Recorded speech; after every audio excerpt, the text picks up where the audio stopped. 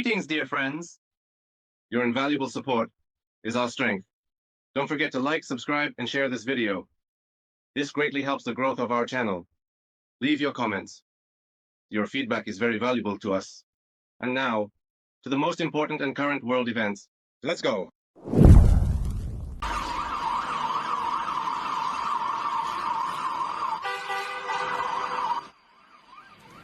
A 60-year-old man used a flamethrower to set fire to a multi-story residential building in Seoul, reports the RIA Novosti agency. It is known that 3 people died and 11 were injured. According to the police, the man converted a pesticide sprayer into a flamethrower and deliberately started a fire on the 4th floor of the building. The reason for such an act is currently being investigated. The perpetrator himself committed suicide. On RBC, the main news, in the studio, Marina Lapteva. Russia and Ukraine will conclude a deal this week, hopes Donald Trump.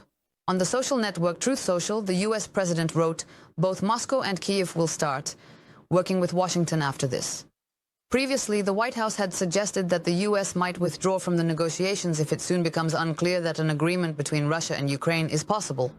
Washington has already sent Kyiv a proposal to end the conflict. It is noted that the document includes some concessions from Kyiv. In particular, it concerns the possible recognition of Crimea as a Russian region. Also, according to Bloomberg, the new territories of Russia resulting from the conflict will remain with Moscow. Furthermore, the US is urging Europe to ease anti-Russian sanctions. As for Ukraine, the issue of its NATO membership will be removed from the agenda. Washington is already tired of what is happening in Ukraine, according to the White House. They emphasize that the possibility to end the conflict still remains. I think there are very big opportunities. I think there are good opportunities to make a deal. President Trump has done more in 90 days to end the war than the previous administration did in over 900 days. And one trait I've noticed about President Trump is that you shouldn't tell him about a problem unless you have a solution. And I think we have a pretty good set of solutions for Ukraine. The mineral agreement is one of them.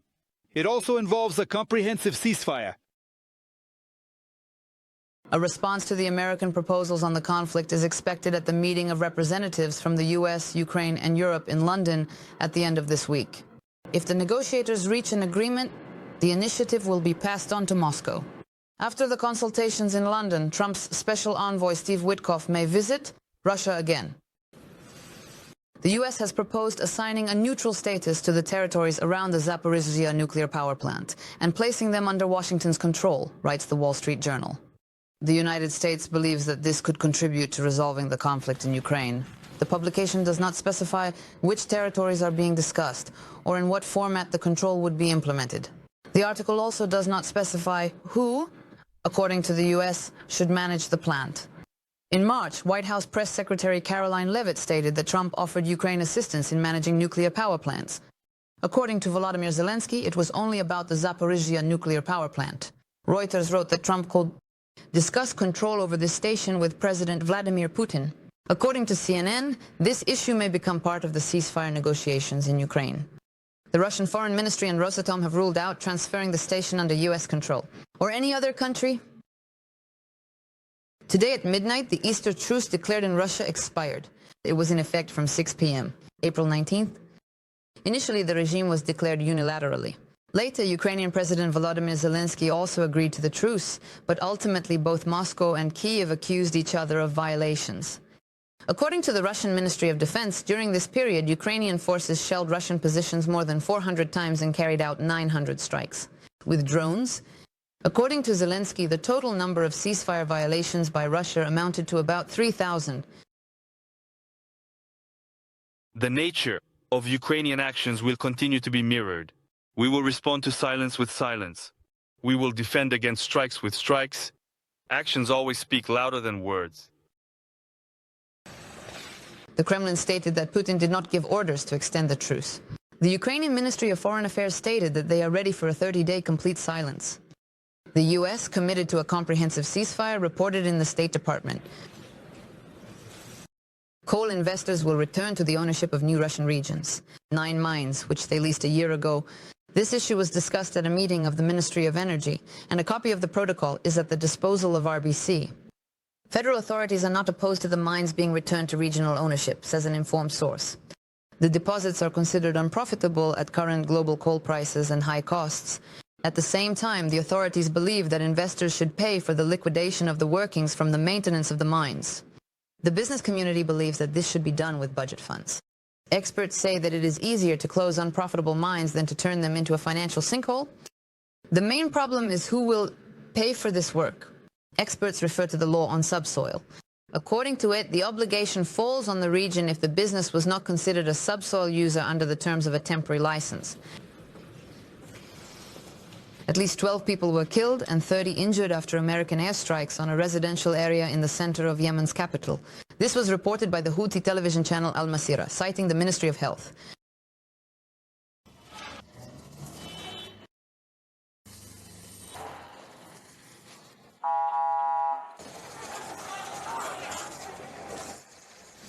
The search for people under the rubble continues. Another Arab media outlet stated that the US struck not only Sana'a, but also the provinces of Marib and Amran. Trump began a military operation against the Houthis a month ago. He explained this by stating that members of the movement constantly attack American ships and military facilities. The US will continue to strike Yemeni Houthis until they cease their aggression, emphasized the media chairman. The New York Times wrote that the operation could last 6 months and cost the state $1 billion. Pentagon Chief Pete Hegseth shared plans for the U.S. in chats with his wife, brother, and lawyer in the Signal Messenger. This is reported by the New York Times. According to the newspaper, on March 15th, the U.S. Secretary of Defense sent the flight schedule of American fighter jets, which were striking Yemeni positions, to this chat. The chat was created by Hegseth himself, and it was called Defense, Important Command Meeting. For authorization, the Pentagon chief used his personal phone instead of his work phone.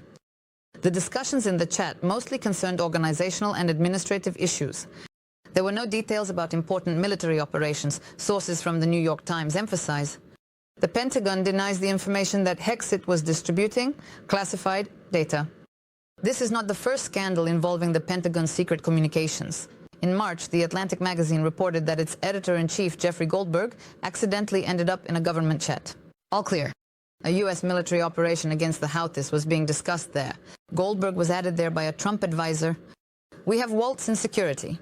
The chat also included Hegseth, the Secretary of State, and other officials.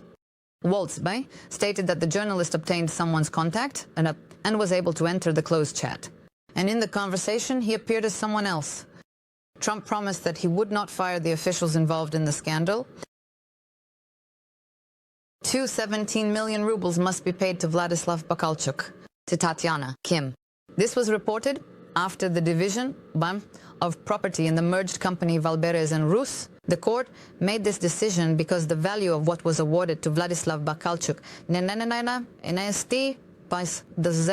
exceeds his share. He received ownership of an apartment in Lyubertsy, a plot of land in the Moscow region belonging to his companies Podolsk Logistics and VB Development, as well as the funds in his personal accounts.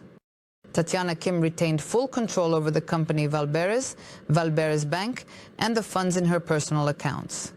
According to the arbitration case files, as of mid-April, more than 37 lawsuits are being considered by courts in 11 Russian regions, from contractors of the company VB Development, for a total amount of about 150 million rubles. Up to 27 degrees Celsius. Today the temperature in Moscow will rise. Meteorologists say it will be above 10 degrees at night. The average daily figure corresponds to July. Record high temperatures are forecasted in the capital until Thursday. Tomorrow, cloudy weather, thunderstorms and short summer rains are expected. In some places the temperature will reach plus 24 degrees. On Wednesday, mostly no precipitation in Moscow, with daytime temperatures up to plus 25. These values exceed the April norm by 10 to 12 degrees. However, a cold spell awaits Muscovites again over the weekend. There will be abnormal showers, wet snow is possible. On Sunday in the Moscow region, they are not excluded. Frosts down to -1 degree. Well, it's always hot in our studio. The program The Main Day is starting now. Veronika Romanova and Andrei Levchenko are already in the studio. I welcome you. What will you be discussing with the experts? Marina, good morning, good warm morning. But we will, of course, discuss very important topics. The term of the announced truce, ended on April 19th by the president of Russia, What's next? What are the chances of reaching a deal to resolve the Ukrainian conflict? As you already noted, Trump states and expects that this might happen this week. Let's make a forecast. We'll also assess the prospects of the agricultural season and find out what will happen with food prices. And of course, we are keeping an eye on gold. There, every day brings new peaks. We'll talk about the state of the pharmaceutical market. Yes.